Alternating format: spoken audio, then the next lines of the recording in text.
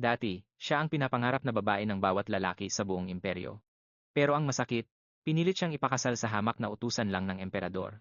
Ang lalaking ito, wala nang inatupag kundi ang giyera, kaya naiwan siyang mag-isang pumapasan sa lahat ng hirap. Ngayong sandali, habang nasa bingit na siya ng kamatayan, ang tanging hiling na lang niya ay makipag-divorce sa kanyang asawa.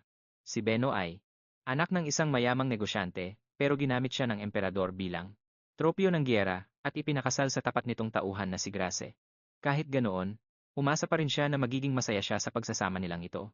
Pero ang buhay mag-asawa nila, wala man lang kahit katiting nakilig, lalong wala ring saya o lambing. Paulit-ulit na nagigising si Beno sa gitna ng kawalan ng pag-asa. Laging abala si Grace sa pakikipaglaban.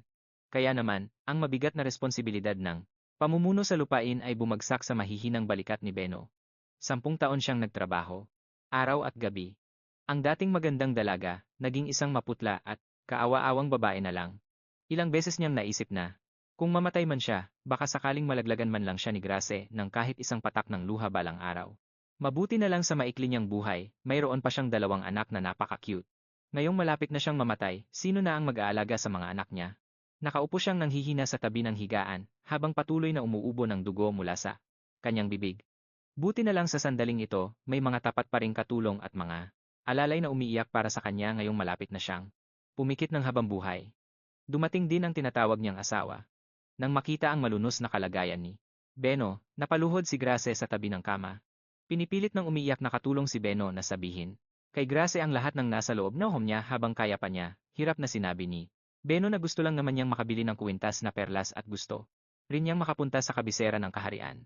Lumalabas na sa lahat ng taong lumipas, hindi man lang siya nakapamuhay para sa sarili niya kahit minsan. Taranta namang sinabi ni Grace na kaya nga siya nagpapakapagod kumita ng pera ay para pagandahin ang buhay ni Beno. Kaya niyang bumili ng 10 kuwintas, 100 kuwintas, at pwede silang umalis papuntang kabisera agad-agad. Napangiti si Beno kung alam mo lang daw nahahantong. Ito sa ganito. Bakit kasi ganoon ang naging trato mo sa simula pa lang? Pero ngayon, huli na. Ang lahat. Pilit niyang inilabas ang mga papel para sa divorce, umaasang. Matatapos na ang malungkot na pagsasamang ito bago siya mawala, para tuluyan ng tuldukan ang kanyang trahedyang buhay. Pero bago pa man siya matapos magsalita, tuluyan na siyang nalagutan ng hininga. Sa wakas, makakatakas na siya sa sakit at makakapunta na sa langit na matagal na niyang inaasam. Bigla, nagising siya ng may pagkagulat, natuklasan. At niyang hindi pala siya patay. Sa katunayan, bumalik siya sa nakaraan, at ang nakakatakot sa lahat. Ang katabi niya ngayon ay isang lalaking may nagngangalit na mga abs, na parang pandesal, walang iba kundi si Grace. Noong naalala ni Beno ang nangyari, kagabi, nakaramdam siya ng matinding panghihina. Pero dahil sa kakaibang kilos niya, minaliit siya ni Grace. Hindi ba't huli na ang lahat para magsisi ka ngayon?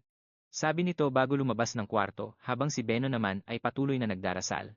Sa kanyang puso na sana makatakas na siya sa paghihirap na ito sa lalong madaling panahon. Pero, matapos ang napakaraming dasal, bigo pa rin siya. Hindi niya mapigilang sumumpa sa isip niya laban sa mga Diyos na walang puso. Gayunpaman, nang maisip niya, dahil nabuhay siyang muli, bakit hindi na lang siya agad pumunta kay Grace para makipag-divorce? Sa ganoong paraan, magiging malaya na siya ng tuluyan, pero habang inisip, napaisip na naman siya kung makikipaghiwalay siya, paano na magkakaroon ng mga nakakagigil na mga anak. Siyempre, wala siyang kakayahang gumawa ng anak ng mag-isa lang. Pero kapag naiisip niya na kailangan niyang tiisin ang mga sobrang kapalpakan ng asawa niya, tuwing oras na yon ay nakakaramdam si Beno ng pandidiri. Pero baliwala ring masyadong mag-isip, anuman ang mangyari. Dapat muna niyang puntahan si Grayson para linawin ang posisyon niya noong nakita siya ni Grayson, wala itong pinapakitang kahit anong pag-aalala. Sariwa pa sa alaala ang mga nangyari kagabi. Pero ang hayop na to, umiwas lang ng tingin at kinalimutan na ang lahat. Kaya naman, nagdekwatro siya at, nang may autoridad, sinabi kay Grayson ang mga gusto niya. Simple lang ang hiling niya, pumunta siya rito para maging amo ng bahay, hindi para maging alipin o parang kalabaw sa trabaho. Simula ngayon, ipapaubaya na niya ang lahat sa mayordomo. Gusto lang niyang mabuhay ng malaya bilang isang magandang dilag. Kahit na nagulat si Grayson, tinanggap pa rin nito ang hiling niya, pero curious siya. Kung hindi pala ito gusto ni Beno noon pa, bakit siya nito pinigilan at hindi hinayaang makaalis kagabi? Nang marinig ito, matapang na sumagot si Beno. Parang nagkakamali ka yata ng iniisip. Gusto ko lang kasing subukan. Akala ko ay magiging masarap ang pakiramdam, pero nalaman kong hindi naman pala ganoon kaganda.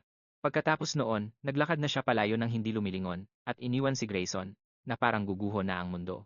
Sa sandaling iyon, parang naramdaman niyang nakatanggap siya ng 10,000 critical hits. Sinabi mismo ng asawa niya na hindi siya sapat na lalaki. Sobrang napahiya si Grayson doon. Pero, bukod sa sakit ng kalooban, mas nalilito siya kung dapat ba siyang humingi ng paumanhin kay Beno. Bilang asawa ni Beno, sa totoo lang ay maalaga naman si Grayson. Hindi lang talaga niya alam kung paano ito ipapakita. Sakto namang. Dumating ang mayordomo. Tinanong nito si Grayson kung kailan nito isasama si Beno para inspeksyonin ang lupain. Pero wala sa sarili si Grayson para asikasuhin ang mga trabaho ngayon. Mas, iniisip niya ang ibang bagay. Paano ba niya makukuha ang loob ni Beno? Pinigilan niya ang mayordomo na paalis na sana. Bilang isang lalaki rin, ang mayordomo ay mas matagal ng kasal kaysa sa kanya, kaya siguro ang karanasan nito ay medyo malalim na. Pero paano siya maglalakas loob na magtanong ng ganoong bagay, kahit nahihiya, pinilit pa rin niyang magsalita. Pakiusap, turuan mo ako kung paano pasayahin ang asawa ko. Nabigla ang mayordomo sa tanong na ito. Pero mahinahong. Sinabi ng mayordomo na kulang din siya sa karanasan sa ganoong bagay at saka, isa lamang siyang katulong. Kaya kailangan pa nilang maghanap ng eksperto para doon. Kung papayag si Grayson, maaari niyang imbita si Flora. Isa siyang sikat na socialite sa Empire. Talagang siya ang pinakamagaling sa larangang ito. Ang mga maharlikang lalaki na nagkaroon ng ugnayan sa kanya ay baka kayang umikot ng ilang beses sa mundo. Kahit, iniingatan ni Grayson ang dangal niya para mabago ang tingin ni Beno sa kanya, wala siyang magagawa kundi pumayag. Agad namang nagsimulang makipag-ugnayan. Nang palihim ang mayordomo. Pagkatapos ay pinuntahan niya si Beno. Noong una, itatanong lang sana niya kung sino ang dapat maging katulong nito. Pero nakita niya si Beno na nakahiga sa kama na parang walang kabuhay-buhay ang mukha. Kinabahan ang mayordomo, pero sa totoo lang ay ine-enjoy lang ni Beno ang kanyang bakanteng oras. Sa past life niya, sobrang pagod na pagod siya at hindi man lang alam kung paano mag-enjoy sa buhay. Pero ang tahimik na buhay na iyon ay agad na muling nagulo dahil sa isang babae. Ang pangalan niya ay Vita, ang kababata ni Grace. Malinaw na naaalala ni Bino na sa past life niya, matindi siyang binubuli ng Vita na to. Dahil sa closeness niya kay Grace, kung umastatong si Vita ay parang siya ang reyna sa loob ng mansyon. Ang mga hindi nakakaalam ay aakalang siya ang tunay na may bahay doon. Masyado na ring nagiging malapit si Vita kay Grace. Minsan nang naghinala si Bino na may bawal na relasyon ang dalawa dahil sawang-sawa na siya sa mga pang-iinsulto ni Vita. Sa dati man o sa buhay niya ngayon, hinding-hindi na siya magpapaapi sa babaeng to. Nang sandaling yon, mapagkumbabang humihingi ng payo si Grace kay Flora kung paano ba niya pasasayahin ang asawa niyang si Bino. Pero sumasakit lang ang ulo ni Flora. Hindi niya akalaing may ganito palang klaseng kakaibang lalaki sa mundo gaya ni Grace. Kapag nakikipag-romansa siya kay Bino, wala man lang siyang kapre-preliminaries. Nakangiti lang si Flora sa labas, pero sa loob-loob niya ay nanggigigil na siya. Ano bang pinagkaiba niyan sa ginagawa ng mga hayop? Para maintindihan ni Grace, gumamit si Flora ng mga drawing at iba pang paraan para ipaliwanag ng maigi ang mga sikretong teknik na siguradong magpapasaya kay Bino. Namula ang mukha ni Grace at parang nagbabaga ang kanyang mga tainga. Parang may bumukas na bagong mundo para sa kanya. Samantala, sa panig naman ni Bino, tinitiis pa rin niya ang walang tigil na daldal ni Vita. Gustong-gusto na niyang sampalin ang babaeng to sa harap niya hanggang sa mamatay. Sino ba ang makakaalam kung ano ang takbo ng utak ni Vita? Ikinukuwento pa niya ang tungkol sa first kiss nila ni Grace. Akala ba niya ay hindi nag-e-exist si Bino, ang kasalukuyang asawa? Biglang may napansin si Vita na kakaiba. Isang kahina-hinalang babae ang lumabas mula sa opisina ni Grace. Hindi niya pinansin ang pagpigil ni Bino at biglang hinablot ang scarf ng babae. Doon lang niya nalaman na ang babaeng yon ay ang sikat na socialite ng imperyo na si Flora. Bigla niyang nilait-lait si Flora at kung ano-anong masasamang salita ang sinabi na ang pakailang daw nito ay akitin si Grace. Pero syempre, hinding-hindi ito nagustuhan ni Flora. Bisita siya ng mayordomo pero hindi naniwala si Vita at biglang sinabunutan ng matindi si Flora. Syempre, hindi ito papayagan ni Flora. Lumaban siya agad at sinabunutan din si Vita pabalik. Habang nagliliparan ang mga buhok nila sa hangin, napailing na lang si Bino. Wala siyang magawa kahit pilit niyang pinatitigil ang dalawa sa lahat ng kanyang makakaya. Mas matapang pa sila sa mga nagwawalang baka. Biglang, nahawakan ni Flora ang damit ni Bino. Biktima lang talaga siya rito. Biglang nayanig si Bino, nahilo, at nawala sa sarili. Muntik na siyang mabuwal, pero sa mismong sandaling yon, sinalo siya ni Grace at niyakap mula sa likuran. Agad na nag-alala si Grace at tinanong kung nasaktan ba siya. Pero sino ang mag-aakalang pagsasabihan siya ni Bino? Biglang nakaramdam ng guilt si Grace. Nagkamali ba ng akala si Bino sa kanya?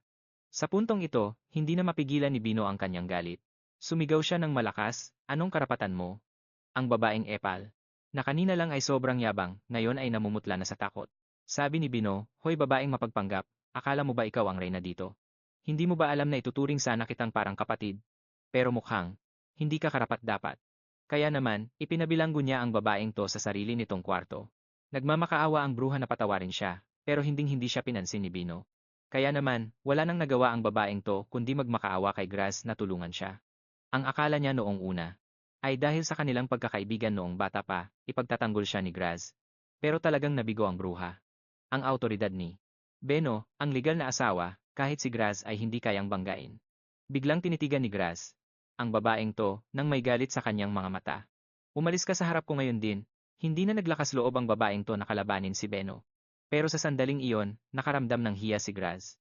Tungkol sa imbitasyon ng sosyal na babaeng iyon, tila nagkaroon na ng hindi pagkakaunawaan kay Beno. Pagkatapos ng mahabang pag-iisip, wala siyang nagawa kundi puntahan si Beno para magpaliwanag. Sino bang mag-aakala na pagkabukas pa lang ng bibig niya, pinatigil na agad siya ni Beno? At sinabing hindi siya galit sa ganoong kaliit na bagay. Nagulat ng husto si Graz sa sinabi ni Beno dahil bilang asawa niya, hindi ba? Dapat ay magselos siya. Pero ang totoong dahilan ng galit ni Beno ay dahil masyadong bastos ang babaeng iyon at hindi siya nirespeto bilang ginang ng tahanan. Tungkol naman sa pribadong buhay ni Graz, wala nang pakialam si Beno. Nasaktan ng husto si Graz sa mga sinabi ni Beno. Napasandal na lang siya sa kanyang mesa, hindi kumakalma ang loob ng matagal. Pakiramdam niya ay isa siyang tunay na bigo. Kahit alam niya ang lahat ng paraan para pasayahin si Beno, lagi pa rin siyang nakakagawa ng mga bagay na nakakadismaya sa kanya. Paano kaya niya maaayos ang relasyon niya kay Beno? Pero ang hindi inaasahan ni Graz, ang problema sa babaeng iyon kanina ay simula pa lang ng mga gulo. May mas matinding pagsubok pang darating. Nang mapagtanto ito ni Graz, nalaman niyang nagsusulat pala si Beno ng mga liham ng pag-ibig sa ibang lalaki sa kabilang dako. Matapos ayusin ang tungkol sa dating babae ni Graz, si Beno ay nasa napakagandang mood. Kalmado siyang umiinom ng tsaasa, hapon at kumakain ng masarap na cake. Sa totoo lang, ang walang ginagawa ang pinakamasarap na pakiramdam. Sa sandaling iyon, inabutan siya ng kanyang mayordomo ng isang sulat. Pagkabukas nito, naging masaya si Beno. Galing ito kay Vicomte Harve mula sa kanyang bayan. Magkababata sila, kaya naman napakaganda ng kanilang samahan. Ang sulat ay punong-puno ng pag-aalala at pananabik ni Harve para kay Beno. Biglang naalala ni Beno na noong una, tuwing nakakatanggap siya ng mga sulat mula sa Vicomte, iniisip niyang isa lang itong mapaglarong lalaki na nagsusulat ng mga malalanding sulat para lang sirain ang relasyon nila ng kanyang asawa. Kaya naman, sinunog niya ang sulat sa sobrang galit noon. Pero ngayon, naisip ni Beno na hindi sana siya naging ganoon kalupit. Kaya naman, sumulat siya ng isang masayang sagot kay Harve. Sa pagkakakilala ni Beno sa Vicomte, ang taong ito ay siguradong tatakbo agad dito sa sobrang pananabik matapos matanggap ang sagot. Kaya naman, inutusan niya ang mayordomo na ihanda ang pagsalubong sa Vicomte. Sa loob ng isang linggo, hindi nagtagal, dumating na ang araw na iyon. Sumama si Graz sa pinto para salubungin ang Vicomte. Nang makita ang kakaibang pananabik ni Beno, hindi napigilan ni Graz na magtanong, "Maganda ba ang samahan ninyong dalawa?" Hayagang sinabi ni Beno na kahit hindi seryoso ang Vicomte, bilang isang maharlika, napakabait nito. Nang makita niyang pinupuri ng kanyang asawa ang ibang lalaki sa harapan niya mismo, sumabog ang selos ni Graz. Pero nang ang Vicomte ay dumating na nga, tulalang-tulala si Graz. Hindi niya mapigilang maisip, "Diyos ko, mayroon nga palang mga lalaking ganito kagwapo sa mundo." Kung ikukumpara sa kanya, pakiramdam ni Grace ay hamak na mababa siya. Bukod doon, isa ring noble ang kausap niya. Kaya naman, pinipilit na lang ni Grace na magpakalma at batiin ang Vicomte ng may kasamang ngiti. Pero sinong mag-aakalang dididmahin lang siya nito, at didiretso agad kay Beno? Hindi lang niya basta niyakap ng mahigpit si Beno, kundi isiniksik pa niya ang mukha sa leeg nito. Ang ganitong kilos ay talagang nagpakulo sa dugo ni Grace. Dahil sa galit, bigla niyang hinablot ang mga kamay ng Vicomte na kung saan-saan humahawak. Sa puntong iyon, parang gusto na niyang bugbugin ang maliit na manyakis na ito. Pero bago pa man siya makasuntok, biglang nagsalita ang asawa niya para ipagtanggol ang lalaki. Sinabi ni Beno na magkababata sila ng Vicomte.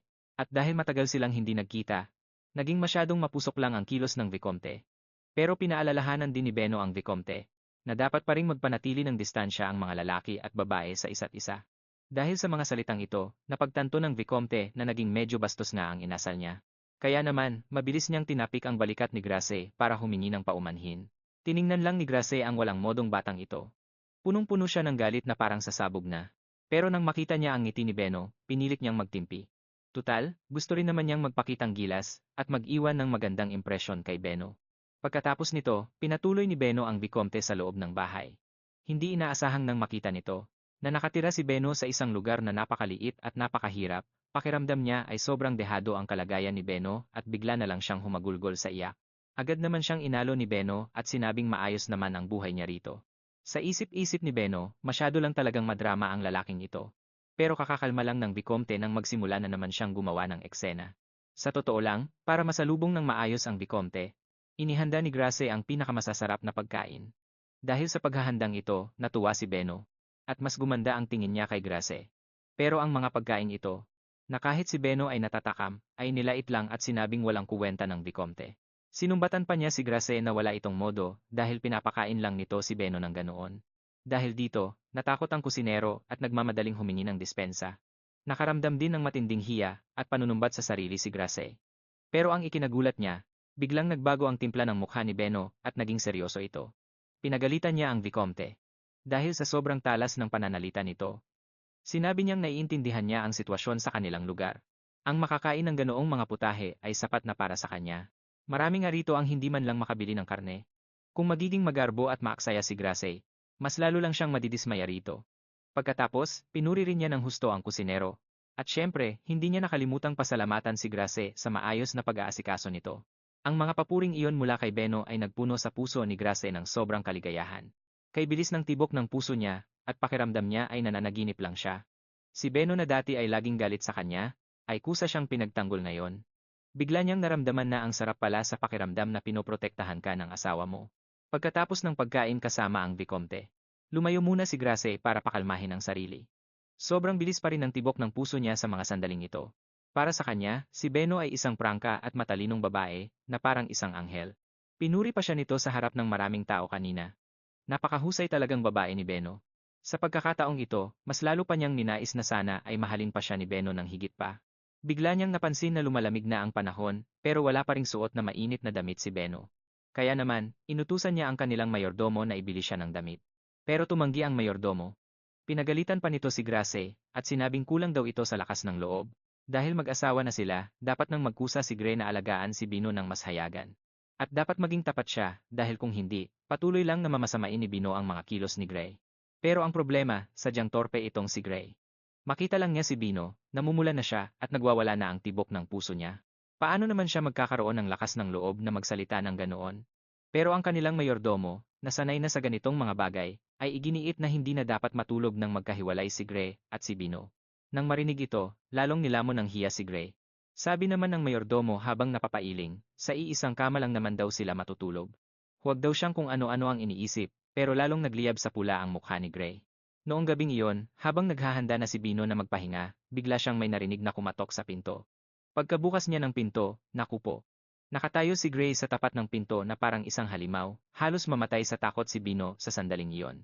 Nang makita ito, agad na humingi ng paumanhin ang natatarantang si Gray kay Bino, bagay na bagay talaga sa kanya ang bansag na pinakamabangis na mandirigma ng imperyo. Hindi lang ang pagpasok niya ang nakakatakot, pati sa pagsasara ng pinto ay muntik pa niyang maipit si Bino. Pero dahil nandoon na rin lang siya, magusto siyang kausapin ni Bino.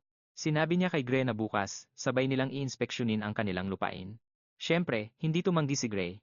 Sa loob-loob niya, kahit ano pa ang gustong gawin ni Bino, susuportahan niya ito ng walang anumang kondisyon. Biglang napans. Siyempre, hindi siya tatanggi. Sa puso niya, kahit ano pang gustong gawin ni Bino, siya ay susuporta ng walang alinlangan. Bigla namang naisip ni Bino na gabing-gabi na nang dumating ang lalaking ito. Siya. Siguro ay may ibang balak, pero sabi ni Gray ay gusto lang naman niyang tumabisa. Pagtulog kay Bino, nangako siyang matutulog lang ng mahimbing. Hindi na rin ito pinansin ni Bino. Agad. Siyang nakatulog pagkalapat ng ulo sa unan, pero ang panig naman ni Gray ay punong-puno ng pagdurusa. Habang tinititigan si Bino na parang isang anghel na bumaba mula sa langit, wala siyang magawa kundi piliting pakalmahin ang sarili. Bigla niyang naintindihan ang isang prinsipyo. Ang pagkakaroon ng isang napakagandang babae sa iyong mga bisig, kung magpapatuloy ito, tiyak na magdudulot ng internal injury. Kinabukasan, isinama ni Gray si Bino para inspeksyonin ang teritoryo, kahit na ang teritoryo ni Gray ay mahirap lang, gustong-gusto talaga ni Bino ang lugar na ito. Ang mga mahihirap na tao ay may Simpleng kabaitan, at nang makitang kabisado ni Bino ang bawat sulok ng lugar na ito. Gaya ng kanyang palad, nahiya si Gray bilang kanilang Panginoon. Nangako siyang lalo pang, mamahalin ang kanyang asawa. Kahit nga sa simpleng pagkuskus lang ng mga mata ng kanyang misis, kinakabahan na siyang hawakan ito, sa takot na baka masaktan niya ito kahit kaunti lang. Nang hindi sinasadyang tawagin siya ni Bino na darling, nanginig sa sobrang tuwa si Gray. Sino nga ba ang mag-aakalang habang paalis na sila, bigla na lang may lilitaw na isang lalaki. At biglang hahablutin ang kamay ni Bino para halikan ito, kahit na isa lamang itong simpleng paggalang, muntik na itong ikasabog ni Gray. Matapos ang isang mabusising investigasyon, nalaman nilang ang lalaki pala ay isang negosyante ng mga peluka. Pero nang ilabas ng lalaki ang peluka, ang akala ni Gray ay balahibo ito ng hayop. Dahil dito, nagalit siya ng husto at muntik na namang magwala. Mabuti na lang at natawag ni Bino ang darling sa tamang oras, kaya agad na kumalma si Gray. Paglingon niya, nagulat siya nang makitang nakasuot pala ng pulang peluka si Bino. Dahil sa taglay nitong nakakabighaning ganda, tulala na lang si Gray. Kaya naman, si Bino, bilang isang mahusay na negosyante, ay nagpa siyang tulungan ang teritoryo na bumuo ng pangalawang industriya. Naniniwala siya na siguradong magiging patok ang mga peluka sa mga noble ladies sa hinaharap at magbibigay ito ng malaking kita. Pagkabalik galing sa pag-iinspeksyon sa teritoryo, pagod na pagod si Bino. Sino ba? Namang mag-aakala na biglang susulpot na naman si Gray? Ang mas ikinagulat ni Bino, niregaluhan siya nito ng isang mink coat. Litong-lito si Bino. Ang lalaking ito talaga. Sa wakas, nagising na rin ang diwa ni Gracie at alam na niya kung paano talaga alagaan ang asawa niya. Kahit sinasabi ni Beno na hindi masyadong malambing si Gracie, nararamdaman pa rin niyang kinikilig siya sa loob-loob niya. Sinong mag-aakalang ang mukha ni Gracie ay bigla na lang mamumula? Nagtalukbong pa siya sa ilalim ng kumot. Hindi talaga. Maintindihan ni Beno kung ano ang tumatakbo sa isip ng lalaking ito. Ayaw na sana siyang pansinin ni Beno, pero biglang bumangon si Gracie at sumigaw, "Pwede ba kitang yakapin, Diyos ko?" Nababaliw na ba ang lalaking ito? May ganyan ba talagang paraan ng paghingi ng yakap na parang nananakot? Kinabukasan, si Vita, na napagalitan na noong una, tinanong pa talaga ang lalaki sa harap ni Beno kung siya ba ang pipiliin nito. Nakita ni Beno ang asawa niyang nakatayo lang doon, tahimik at parang tulala. Tumalikod si Beno at naglakad palayo. Buti na lang, kahit medyo mabagal ang pick-up ni Gracie, hindi naman siya gago. Noong natauhan na siya, niyakap niya agad ang asawa niya. Pero para sa isang bagay na kasing bigat ng pangangalun niya, mapapatawad ba talaga siya ng asawa niya? Kahit gaano pa man. Pumiglas ang babae, hinding-hindi na niya ito papakawalan pa. Sa huli, sumuko na rin. Si Beno. Kung itutuloy pa niya ang pagyakap ng ganoon kahigpit, baka malagutan na siya ng hininga. Pagkatapos, seryosong sinabi ni Gracie sa asawa niya, "Ikaw ang pinipili ko. Kahit ano pa ang gawin ng ibang babae, ikaw lang ang pipiliin ko." Nang makita niyang medyo napatawa si Beno na tila hindi makapaniwala, muling nanindigan si Gracie na si Beno lang ang mamahalin niya habang buhay. Medyo naantig din si Beno. Hindi niya akalain, ang lalaking itong medyo manhid ay may ganito palang side na romantiko. Pero sa sandaling iyon, biglang sumulpot uli si Vita habang nakatingin kay Gracie na punong-puno ng luha ang mga mata at tinatanong kung paano niya nagagawang gawin ito. Hindi na rin nag-aksaya ng laway si Gracie. Diretsahan niyang sinabi na tapos na ang pagkakaibigan nila mula pagkabata. Isang bagay lang ang dapat niyang gawin, ang umalis na agad sa harap nila. Siyempre, hindi makapaniwala si Vita. Paano ang isang Gracie na laging mabait, sa kanya, ay makakapagsalita ng ganoon kasakit? Pero matigas ang paninindigan ni Gracie. Ang pagpapaalis kay Vita ang pinakatamang desisyon sa buhay niya, napasalampak sa lupa si Vita, desperada, at wala nang nagawa kundi panoorin ang masayang pag-alis ni Gracie at Beno. Ngayon naman, naguguluhan si Beno. Base sa nangyari sa dati niyang buhay, dapat ay 2 taon pa siyang pinahirapan ni Vita bago ito pinalayas ni Gracie. Posible kayang na-reincarnate din si Gracie.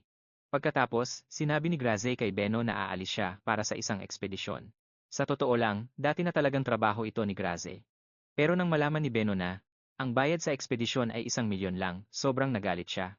Kaya pinigilan niya agad si Gracie. Ang presyong iyon ay hindi man lang kasing taas ng kinikita ng mga ordinaryong mersenaryo. Nagtalo silang dalawa ng matindi dahil dito. Wala nang nagawa si Gracie kundi magtapat. Ang dahilan kung bakit siya nagpapakapagod sa pagtatrabaho ay para mas mapakain ng maayos si Beno at para hindi na nito pagsisihan ang dati niyang buhay at higit sa lahat para makalimutan na ni Beno ang dati niyang boyfriend. Litong-lito si Beno. Sinong mag-aakalang nang banggitin ni Gracie na ang dati palang boyfriend ni Beno ay nagngangalang Lore, ay bigla itong tatawa. Hindi niya ito inaasahan. Seloso pala talaga itong si Gracie. Ang totoo niyan, ang lore na binabanggit niya. Sa panaginip noong gabing iyon ay hindi ang unang pag-ibig niya, kundi ang pangalan ng magiging anak nila sa hinaharap, si Lore.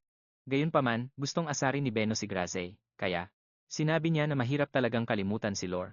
Tutal, si Lore ay isang lalaking ayos. Nang marinig ang sinabi ng kanyang asawa, muntik nang sumabog ang selos ni Graze. Sa sandaling iyon, biglang napagtanto ni Beno na ang pagbabago ng trato ng lalaking ito sa kanya ay dahil lang pala sa matinding pagiging possessive nito. Agad itong naintindihan ni Graze. Kahit pa medyo mahina siya pagdating sa pagsasalita, ituturing niyang parang reyna si Beno habang buhay. Nakita ni Beno ang pagkapahiya sa mukha ni Graze, na parabang nakikita niya ang magiging hitsura ni Leo paglaki nito. Habang nakangiti, sinabi niya sa asawa na Leo talaga ang gusto niyang itawag sa magiging anak nilang lalaki. Mahal na mahal niya ang lupaing ito at ang mga tao rito. Wala ring ginawang masama si Grace Graze sa kanya, kaya hindi nito kailangang makaramdam ng kakulangan. Hindi naman kasi malanding babae ang asawa niya. Ang mga salita ni Beno ay bumae ng malaham sa puso ni Graze. Kahit namumula na siya sa hiya sa mga oras na iyon, nagawa pa rin niyang maglakas loob, na sabihin kay Beno na ang mapakasalan siya ang pinakamalaking karangalan sa buhay niya. Poprotektahan niya si Beno ng buong tapat hanggang sa huling hininga niya. Pagkasabi nito, kumari pa siya. Nang takbo palabas ng kwarto, nang hindi man lang lumilingon. Ang pagiging torpe niyang iyon, ay talagang nakakaantig. Matapos ang 10 taon, sa wakas ay naipagtapat na rin niya ang pag-ibig niya kay Beno. Ang puso naman ni Beno, ay talagang naantig din. Pero ang pagkaantig ay isang bagay, marami pa ring mga kailangang ayusin. Kaya naman tinawag ni Beno ang kanilang katiwala. Si Graze ay balak makipagsapalaran para lang sa kakarampot na perang yon. Handa siyang itaya ang sarili niyang buhay. Maaaring medyo tanga ang asawa niya, pero siya ay hindi. Hindi niya hahayaang makalusot ang sinumang nang mamaliit sa kanyang asawa. Si Beno lang dapat ang may karapatang magpaikot kay Graze. Gayunpaman, minabuti niya pa ring maging magalang sa simula. Bago gumamit ng dahas, susulatan muna niya ang Vicomte para linawin ang kanyang panig. Kung marunong makipag-usap ang Vicomte, kusa nitong tataasan ang presyo. Pero kung hindi siya rerespetuhin nito, wag nilang sisihin si Beno kung maging malupit man siya. Matapos matanggap ang sulat ni Beno, si Fitch ay halos manlisik ang mga mata sa galit. Noon pa man ay itinuturing na niyang parang aso si Graze, hindi niya inaasahan na matapos mapakasalan si Beno, maglalakas loob si Graze na maging ganito. Kawalan ng galang sa kanya, kaya naman, sumurat siya ng sagot kay Beno at pinapapunta ito sa kanyang tahanan para sa isang pagtitipon. Kampante siyang isa siyang matandang tuso. Kaya naman, ang pagkontrol sa isang batang babaeng tulad ni Beno ay parang laro lang para sa kanya. Si Beno naman ay tila inaasahan na ang ganitong galaw ni Fitch. Kaya naman, napagpasyahan niyang tanggapin ng bukal sa loob ang paanyaya. Siguradong hihiyain niya ang walang kwentang lalaking iyon. Nang harap-harapan, pero nalaman ito ni Graze. Agad siyang nag-apoy sa galit. Hindi niya hahayaang pumunta doon si Beno kahit anong mangyari. Ang teritoryo ni Fitch ay napapalibutan ng mga mababangis na hayop. Paano naman niya hahayaang mapahamak ang minamahal niyang asawa? Agad namang pinaliwanag ni Beno na ang perang ibinibigay ni Fitch ay hindi man lang sapat para makakuha si Graze ng mga tauhan. Ngunit sa tuwing pag-uusapan ni Beno ang tungkol sa pera, iniisip ni Graze na hindi masaya si Beno sa takbo ng buhay nila. Sa ngayon, dahil dito, mas lalong nararamdamang ni Graze na wala siyang silbi, hinding-hindi siya papayag na makipagkita si Beno sa hayop na Fitch na iyon. Si Beno naman, ay parang nawawalan na rin ng pag-asa. Paano ba siya nakapag-asawa ng ganito katigas ang ulo? Noong gabing iyon, pinuntahan niya si Graze para muling kausapin ng mahinahon.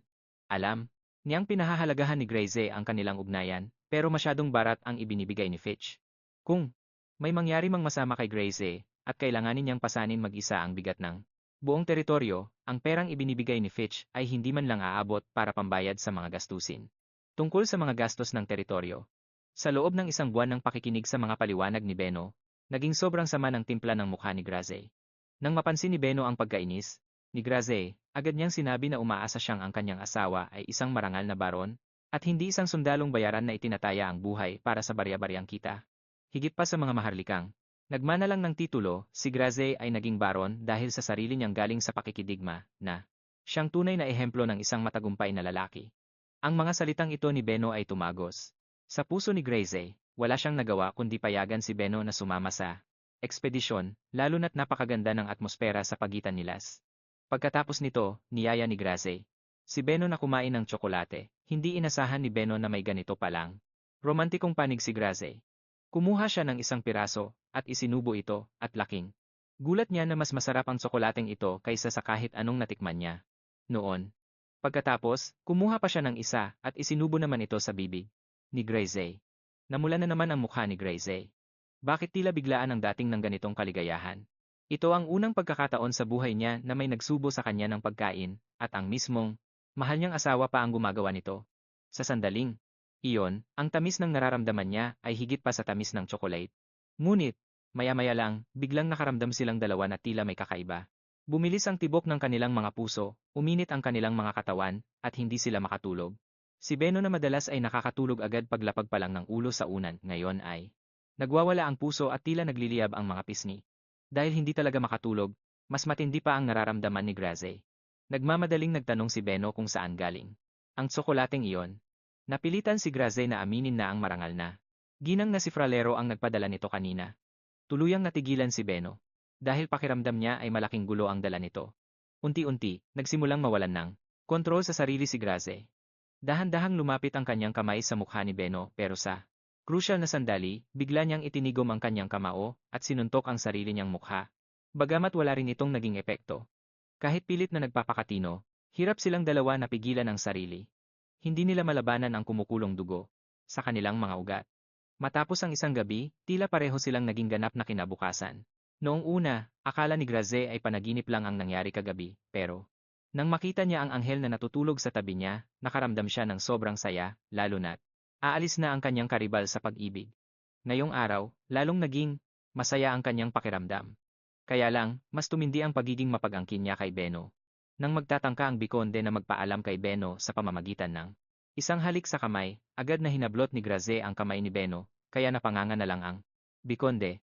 Matapos mapaalis ang kanyang karibal, kailangan na ngayong isama ni Gracie si Beno sa kanilang kampanya sa digmaan. Hindi niya alam na ang paglalakbay na ito ay halos ikamatay ni Beno. Bago umalis, para sa kampanya, ipinagkatiwala ni Gracie ang kanyang asawa sa Panginoon at nakiusap na bantayang mabuti ang mansyon, at huwag magpapapasok ng kahit sinong mananakop. Pero tila nakalimutan niya, na noong unang makita ng Panginoon ang kanyang asawa, tila naglaway na ito sa paghanga. Ngayong wala na siya, mas malaking panganib ang kakaharapin ng kanyang asawa, pero dahil sa tungkulin at responsibilidad na pasan niya, pinili pa rin ni Gracie na pamunuan ang mga hukbo sa labanan kahit hindi pa ayos ang usapan sa bayad. Labis ang pagsisisi niya na dinala pa niya si Beno sa isang lugar na napakadelikado. At totoo nga, habang buong tapang siyang nakikipaglaban sa unang linya, nakita ng mga kalaban na hindi sila mananalo, kaya nagpadala sila ng isang grupo para atakihin ang kanilang base sa likuran. Nakarating sila sa mansyon ng Biskonde at binalak na kidnapin ang Biskonde para pilitin itong sumuko. Pero ang matandang tuso na Biskondeng iyon ay talagang bulok ang ugali. Agad niyang ibinenta si Bino at sinabing ang asawa ng pinuno ng mga umaatake ay narito rin. Mas mapapakinabangan daw ang pagkidnap dito kaysa sa kanya. Nag-isip ang mga sumalakay at pumayag sila. Dahil dito, nanganib si Bino sa harap ng mga lalaking papalapit at sa mga mababangis na asong tila gutom na nakatingin sa kanya. Palihim siyang kumuha ng isang maliit na kutsilyo. Nagkunwari siyang kalmado at sinabing, "Sasama ako sa inyo, pero huwag kayong gagawa ng anumang kapusukan." Naintindihan ni Bino na habang mas lumalaban ka, mas madali kang mamatay. Kailangan niyang humanap ng paraan para manatiling buhay hanggang sa makita niyang muli si Gracie, para ipakita na ang kanilang mga puso ay iisa. Sa sandaling napahamak si Bino, naging balisa at nag-alala si Gracie. Ang kanyang tingin ay naging mas matalas at mas nakakatakot. Mas bumilis at naging mas mabagsik ang kanyang mga galaw. Kailangan ko nang bumalik agad kay Bino. Pero hinaharangan pa rin ng mga mahiwagang nilalang ang kanyang daan. Habang nangyayari iyon, walang magawa si Bino kundi maupo sa masikip na kalesa, na sobrang galog kaya parang gusto na niyang masuka. Mabuti na lang at nakarating din sila agad sa kanilang pupuntahan.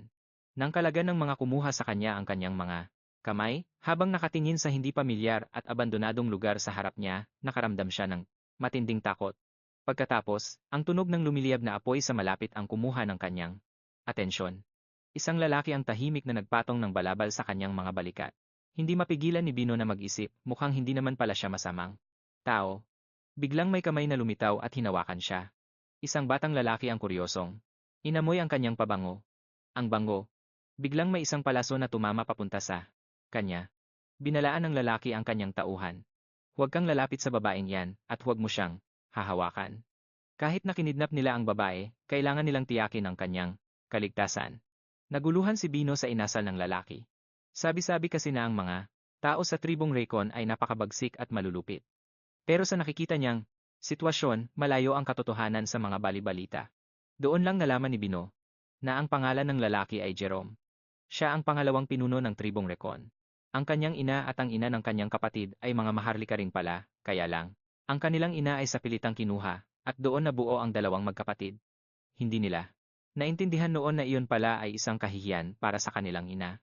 Ngayong, malalaki na sila, hinding-hindi na nila hahayaang maging parang mga hayop muli sa pagkakataong ito. Dinala ng dalawang magkapatid ang kanilang tribo sa teritoryong ito, sa pag-asang bibigyan sila ng Panginoon ng lugar na matitirhan. Nang marinig ito, naramdaman agad ni Bino na may mali. Ibig sabihin, nagkaroon nga ng pagsalakay ng isang dayuhang tribo. At ang pag-imbita kay Grace para makipaglaban ay puro kasinungalingan lang ng Bisconde. Hayop na yon. Agad niyang iminungkahi kay Jerome na makipagtulungan sa kanya. Nakahanda siyang bigyan sila ng sariling lupain sa kondisyong ititigil na ang walang saysay na digmaang ito. Pero sa kabilang dako, si Grace, na namumula na ang mga mata dahil sa labanan, paano ba niya maiisip na ang kanyang matalinong asawa ay napaamo na ang mga kalaban? Para sa kanya, nakikipaglaban siya. Nang buong matindi, pero nang matanggap niya ang balitang naging bihag si Bino, siya ay biglang nanigas ang katawan niya. Nagbago ng husto ang ekspresyon ng kanyang mukha kumpara sa kanyang tapang sa laban kanina at napuno ng matinding takot ang mga mata niya. Sabihin mo sa akin, nasaan ang asawa ko? Dalhin niyo ako sa kanya ngayon din. Sa buong biyahe, hindi. Tumigil si Grazer sa pagsisisi sa sarili. Kasalanan ko to. Kasalanan ko dahil hindi ako nakinig. Kaya, siya nanganib. Kung hindi ko siya kayang pasayahin, sana. Hindi ko na lang siya pinakasalan.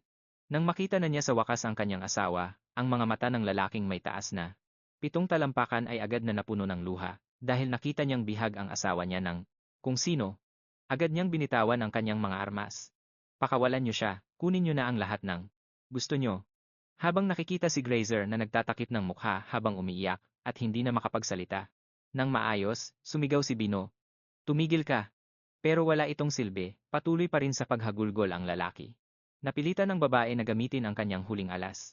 Sa wakas, nagnitnit ang mga labi ng lalaki, at pinigilan ang kanyang mga luha.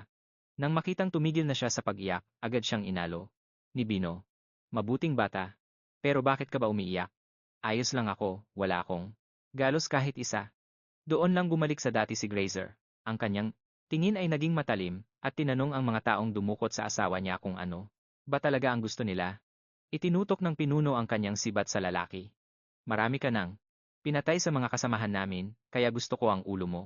Nataranta ang mga katulong sa tabi niya. Pero hindi man lang kumurap si Grazer habang itinatapon ang kanyang espada.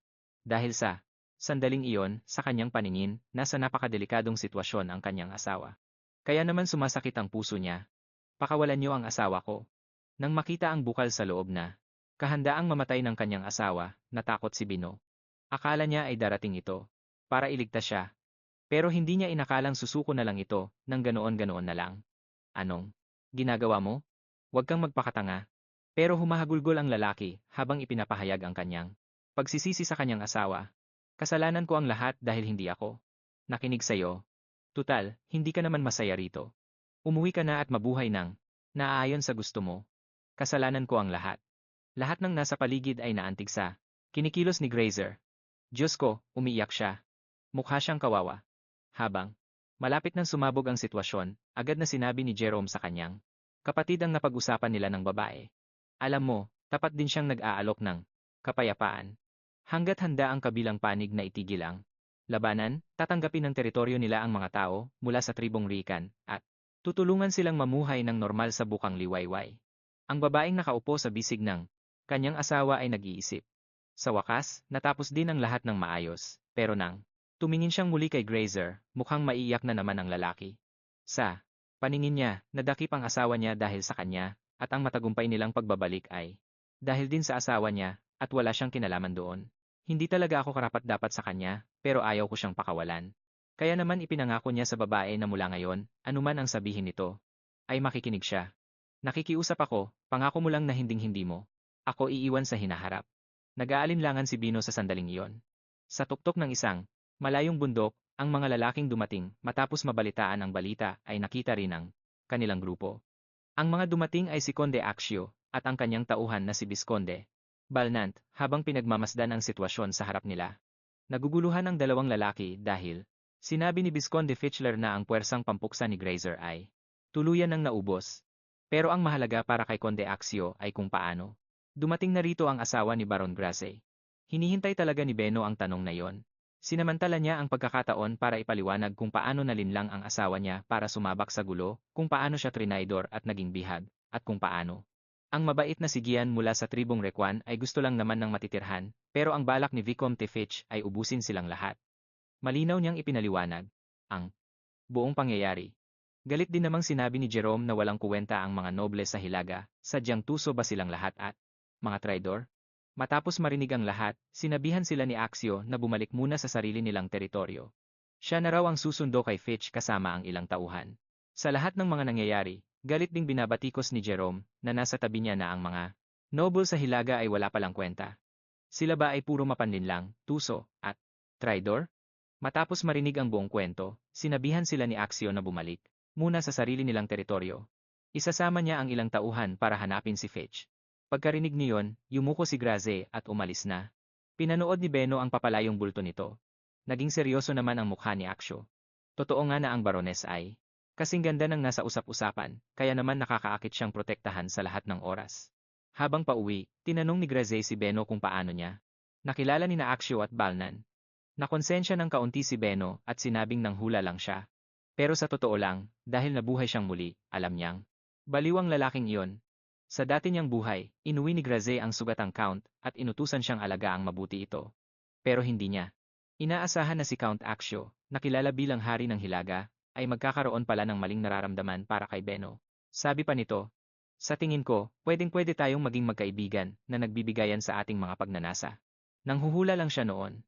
Pero ang totoo, bilang isang taong muling nabuhay, alam niyang ang lalaking ito ay isang baliw. Sa dati niyang buhay, dinala ni Graze ang Count na malubha ang sugat at inutusan siyang alagaang mabuti ang Count. Pero hindi niya inaasahan na si Count Accio, na kilala bilang hari ng Hilaga, ay magkakaroon pala ng maling nararamdaman para kay Beno. Sa tingin ko, siguradong magiging magkaibigan tayo na kayang punan ang mga pagnanasa ng isa't isa. Talagang baliw. Oo nga. Nang gabing iyon, pagbalik sa mansyon, nakahiga si Beno sa kanyang silid habang sumusulat sa kanyang ama. Determinado siyang palaguin ang kanyang negosyo ng mga peluka pero kulang siya sa puhunan. Bigla namang kumatok si Graze habang may bitbit na unan at nagtanong kung bakit gising pa siya ng ganoong kalalim ang gabi. Biniro siya ni Beno, kung akala mo ba tulog na ako, bakit mo pa ako pinuntahan? Namula agad si Grace. Sa sandaling iyon, kumatok si Graze sa pinto habang may dalang unan at nagtanong kung bakit gising pa siya kahit hating gabi na. Biniro siya ni Beno, kung akala mong tulog na ako, bakit mo pa ako pupuntahan? Namula si Graze, na parang batang nahuling nagnanakaw ng candy. Bigla niyang napansin ang sulat sa mesa. Hinihingan pala ng asawa niya ng pera ang kanyang biyanan. Dahil ramdam ang problema, mabilis siyang sinabihan ni Beno na huwag nang tumingin, pero nagsimula nang maiyak si Graze. Napabuntong hininga na lang si Beno, dahil sa pera ng kanyang biyanan. Nararamdaman ang problema, mabilis siyang sinabihan ni Beno, na huwag nang tumingin. Pero nagsimula nang umiyak si Graze. Napabuntong hininga si Beno. Tapos na. Siguradong iisipin ni Graze na kasalanan niya ang lahat. Hindi lang dahil pinatira niya ang asawa sa isang mahirap na lugar, hindi lang dahil pinatira niya ang kanyang asawa sa isang napakahirap na lugar, kundi pinilit pa niya itong magpakababa para lang humingi ng pera sa ama nito. At tama nga siya. Sa sumunod na sandali, pasensya na, bawat salitang lumabas sa bibig ng lalaki, sigurado. Sa susunod na sandali, patawad, bawat salitang binitiwan ng lalaki, ay tugma sa hula ni Beno. Pagkatapos, malungkot niyang iminungkahi, sasabak ako sa labanan para kumita ng pera. Pero na may malungkot na mukha, sasabak ako sa laban para kumita ng pera. Pero sila, lakbay na iyon ay aabuti ng mahigit isang buwan bago siya makabalik. Ipinaliwanag ni Beno na kailangan na nila ang pera agad-agad. Isa pa, sigurado namang tutulungan sila ng tatay niya. Ay nangangailangan ng perang iyon agad-agad. Bukod pa rito, tiyak na tutulungan sila ng kanyang ama. Maliit na bagay lang ang perang iyon para sa ama. Pero nagigiit si Graze, ayokong mawala ang dangal mo nang dahil sa akin. Dahil sa mga salitang ito, nagalit ang babae. Ayaw kong mawala ang dangal mo nang dahil sa akin. Nagalit ang babae sa mga salitang ito. Pinangaralan niya ang asawa at sinabing pamilya na sila. Siya rin ang ginang ng teritoryo. Para mas umunlad ang kanilang lupain, ang may bahay ng teritoryo. Para mas umunlad pa ang kanilang lupain, paano magiging nakakahiya ang paghingi ng tulong? Sa dati niyang buhay, sobrang mahalaga sa kanya ang dangal. Pinili niyang pasanin ang lahat ng mag-isa. Masyado niyang pinapahalagahan ang kanyang dangal. Pinili niyang pasanin ang lahat ng mag-isa. Ang tanga-tanga niya talaga noon. Kaya naman, pagkatapos magsalita, hinawakan niya ang kamay ng kanyang asawa.